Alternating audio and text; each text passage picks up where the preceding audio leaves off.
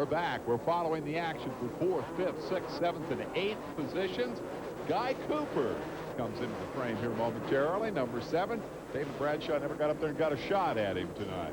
Well, and Steve Lamson makes a good move. He moves into the number 7 position. That drops Stevenson back to 8th, and the battle there for the number 9 slot. That's where you don't want to be in that fracas is Guy Cooper. Cooper squirts ahead to the number 8 position as he passes Stevenson. Cooper has come a long way from out of the pack. He didn't start all that badly, but he went backwards there in the early lap, but now he's regrouped, and the Stillwater, Oklahoma veteran has come on strong and is putting in a pretty good ride here. And Bradshaw, for what it's worth, has climbed from dead last to the tail end of the top 10. I suppose there's a chance he might still catch up with Cooper, and we can get some fireworks out of that yet. Oh, Mike Kudrowski.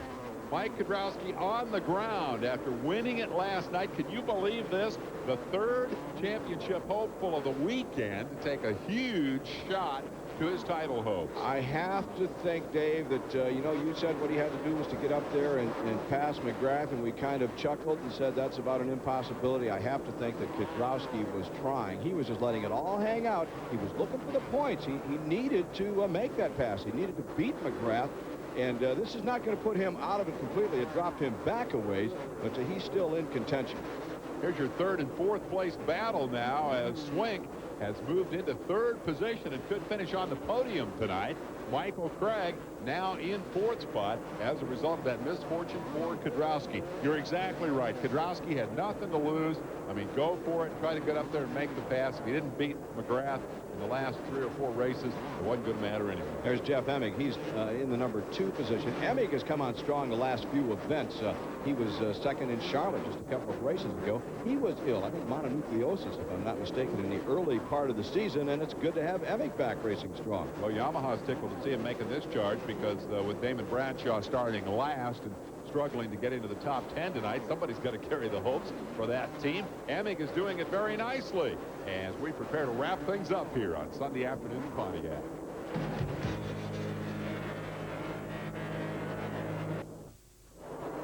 We're back at the Pontiac Silverdome. The laps are winding down. It's all over but the shouting and the champagne unless this guy does something real dumb. And I predict that won't happen. Larry, I have trouble remembering the big numbers. How many is McGrath going to win here tonight? This will be his 7th victory of the season. More importantly, it answers the question, is McGrath going to fold under the pressure? Last night we thought maybe that was a possibility. Tonight he come back and said, watch my stuff. He has been strutting it hot and heavy.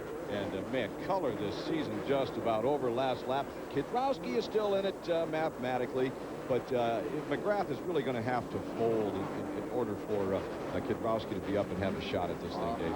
I was going to say, Larry, pressure from whom? I mean, Stanton's gone, Bradshaw's in 10th or something, and McGrath has pulled out to something like a 12 or 15-second lead now, and Kudrowski's picked himself up off the ground for the 3rd time tonight and is outside the top 10. I don't see much pressure on this guy. He's kind of waving at the crowd now, having himself a good time as he jabbed the number 1 sign at him and said, there you are, Pontiac fans. I know you wanted to see another guy up there. We're both on Hondas, though, which, Dave, let me just quickly throw in. We had a note slid in front of us. Jeff Stanton is in a very good shape. He's fully awake, and all of his limbs are functioning properly, so that's very good news from the hospital. All right, we're happy to hear that for McGrath.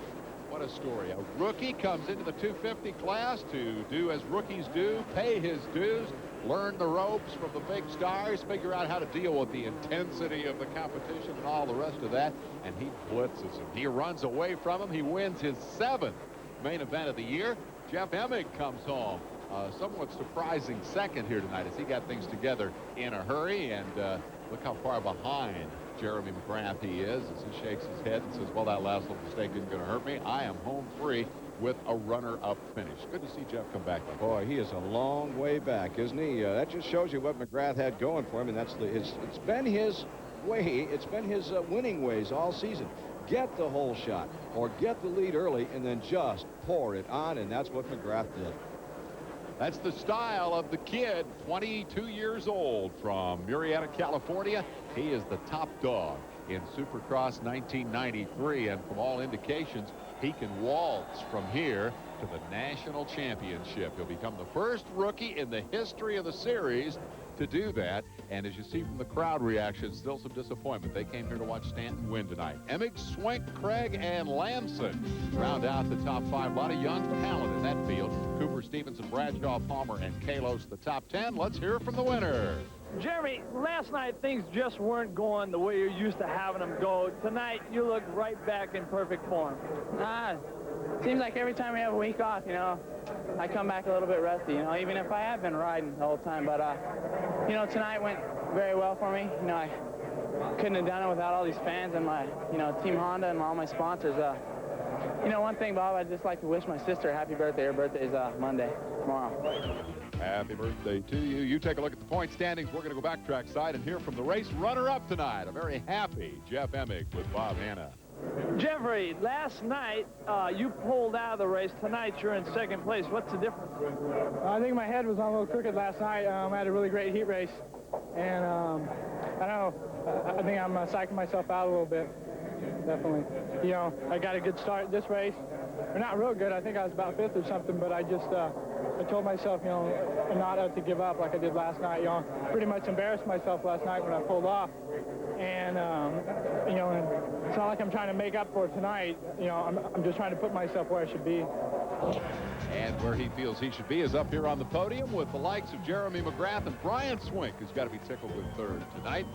Final thoughts, Larry Myers, as we say goodbye to Pontiac.